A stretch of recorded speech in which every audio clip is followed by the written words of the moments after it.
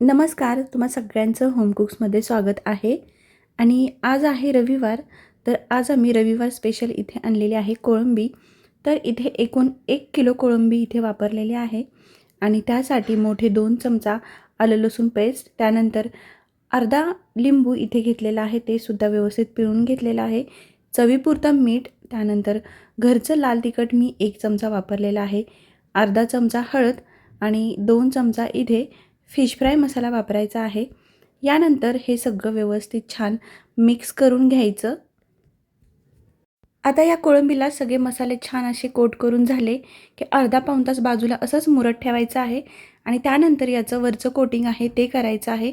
तर त्यासाठी इथे मी 1 वाटी रवा, त्यानंतर 4 चमचा इथे कॉर्नफ्लॉवर, 4 चमचा तांदळाचं पीठ आणि सुरुवातीला जे सगळे मसाले वापरले ते सगळे घ्यायचे आणि छान असं मिक्स करायचं.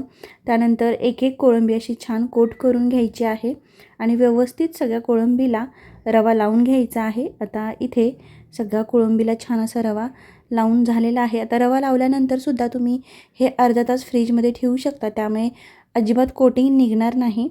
तर आता हे तयार झालेलं तळून घ्यायचं आहे. तर त्यासाठी एका कढईमध्ये कोळंबी छान बुडेल एवढं तेल घालायचं आहे आणि तेल एकदम कडकडीत गरम करायचं आहे आणि तेलाच्या क्वांटिटीवरती यामध्ये एक एक करून कोळंबी सोडायची आहे. सुरुवातीला इथे मी 4 घातलेल्या आहेत. तेलात सोडून अर्धा मिनटानंतर कोळंबी छान पलटायची आहे. पुन्हा अर्धा मिनटानंतर परत कोळंबी पलटायची आहे. असं करत आपल्याला 1 ते 1.5 मिनिट तेलात छान अशी कोळंबी तळून घ्यायची आहे आणि ही तळत असताना गॅस फ्लेम हा हाय ठेवायचा आहे.